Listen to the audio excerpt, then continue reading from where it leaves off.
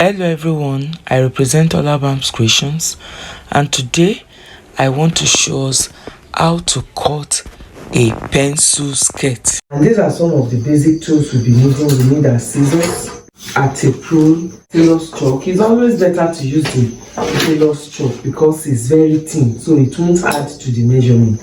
Long ruler, and we have our hip cord. When we're drafting the straight skirts the other time, we were able to establish the fact that the backside of an average African woman is more endowed than the front part, and that's the reason why we cannot allocate the hip for the front and the back equally. You know, most schools of thought will say divide your total hip by 4. In our own case, we did not divide by 4. All we did was to allocate more to the back side than to the front side.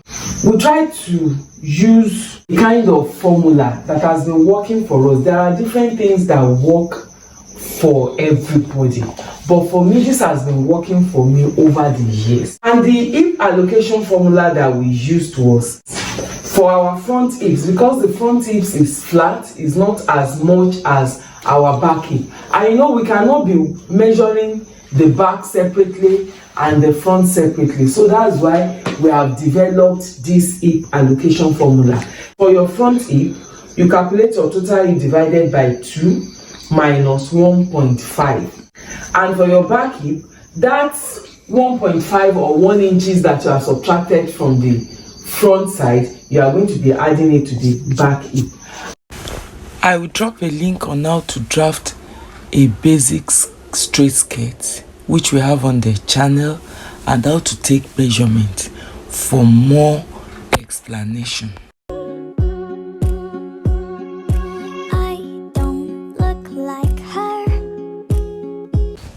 I'll be needing a 2 inches band, and as you can see, I've placed my tape rule 2 inches away from the starting point. I also left 1 inch seam allowance. The waist to hip for an average adult is between 8 and 10. I will be using 10 inches. And the waist to knee for an average adult is between 18 and 20 inches. I'll be using 20 inches because I'm a bit tall. My waist is 38. 38 divided by 4 will give me 9.5 inches. And on my hips line, I will mark 22 divided by 2. That will give me 11 inches. So whatever I have on my hips line, I'm going to be subtracting 1.5 inches from it. 11 minus 1.5 will give me 9.5. So I'll be placing 9.5 on my knee line. And whatever I place on my knee line, I'll place the same thing on my hem. So from my knee line, I'll connect to my hem. Let me add some allowance of 2 inches to it at the side here. 2 inches here as well. I'll be connecting from my waist to my hip. I'm going to be adding 2 inches seam allowance to the side too, so I'll connect it again. If you desire to add a dart, why not? You can still add a dart, but I don't want to add a dart. You know, I left 1 inch over there. I will increase it at the edge by 1/2 inch. This is 1/2 inch here. And I'm going to be depressing my center front by either 1/2 inch or 1 inch. So I'll come down by 1 inch here. And the reason I'm doing this is because I want to avoid bulkiness at the tummy, especially for people that have a big tummy. So I'll connect to my side. When I'm cutting, I will add 1/2 inch to join to my band. Add it now. Let me use a white chalk. So that white chalk marking is my seam allowance. We are done cutting the front side, and I'm going to be cutting the lining the same way. So let's keep this side aside and fold our back side. For this back side, my total hips is 47. 47 divided by 2 gave me 23.5. So 23.5 plus 1.5 gave me 25 inches. 25 inches divided by 2 will give me 12.5. So to that 12.5, I should add a minimum of 5 inches still. I have around 18 inches here, which is very, very okay. You know, I'll be having my zip allowance. My back allocation gave me 25 inches. So 25 divided by 2 is 12.5. So I added around 2.5 inches. Of course, I know I just need 2 inches. So that's the basis. That's the reason why I placed 18 inches on foot. So I've made my markings. Remember, we're supposed to have 2 inches band, which I left here. My waist to hip is 10 inches, just like we had for the front. My waist to knee is 20 inches, which is here. And I have an additional line here, 15. That's my waist to my under butt. I have about 4.5 inches for my zipper allowance and vent. If I want the vent to be bigger than that, then I will make it maybe around 6 inches. But I think I should be able to get something from this. This is where my zipper line will be. Starting from my zipper line, I will measure my waist. My waist is 9.5 inches. And you know, originally my hips divided by 2 gave me 23.5 inches. You know, we added 1.5 inch. I won't touch that 1.5 inches. So my hips divided by 2 will give me 23.5. 23.5 divided by 2. That will give me 11.75. So on my hips line, I'm going to be placing 11.75 plus 2 inch sewing allowance, which is what I have here. So I placed 11.75 on my hip line, and on my butt line I will place the same 11.75 there. And you know, whatever I have on my knee line, I'm going to be subtracting 1.5 inches from it. 11.75 minus 1.5 will give me 10.25. So I'll be placing 10.25 on my knee line. Plus 2 inches seam allowance. I have 10.25 here plus 2 inches seam allowance. I have 12.25.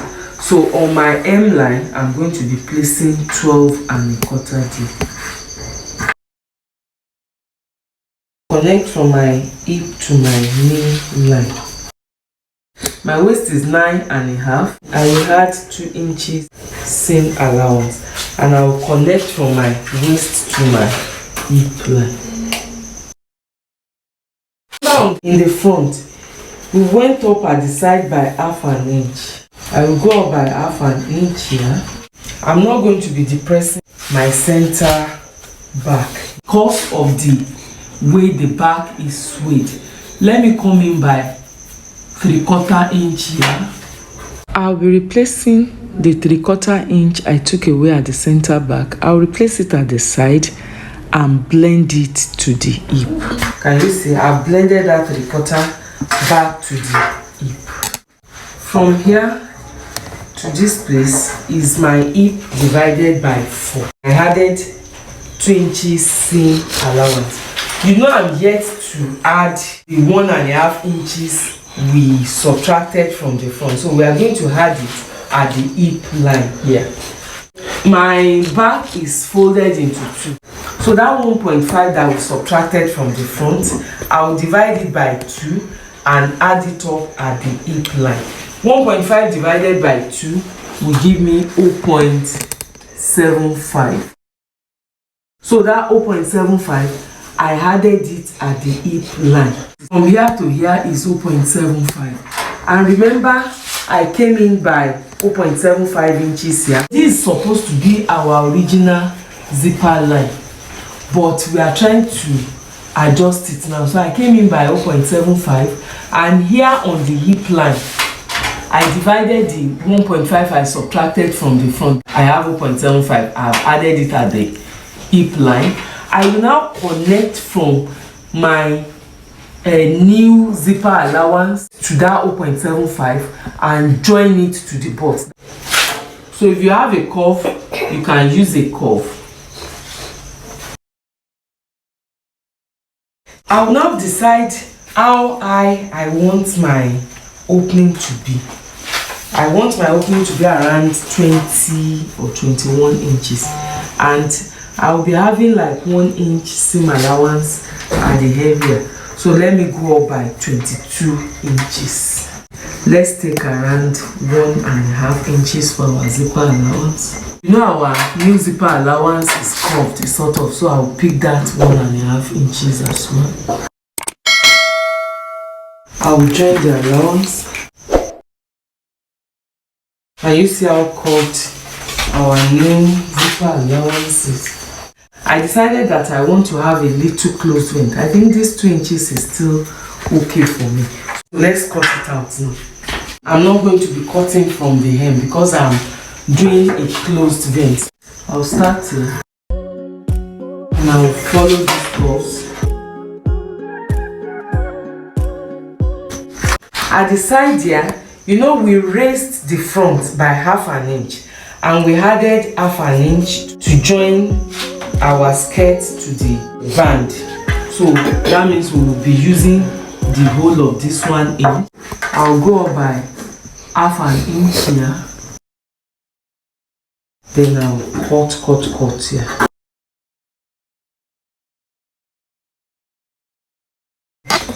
We are done with the cutting. We will meet in the sewing room. Thank you for staying with me this far. If you found value in what I am teaching, just ensure to like, share and subscribe to my channel. It's just a way of encouraging me. And you know the funny thing about it is that it is free. When you hit the subscription button, it is free. If you hit the like button, everything is free.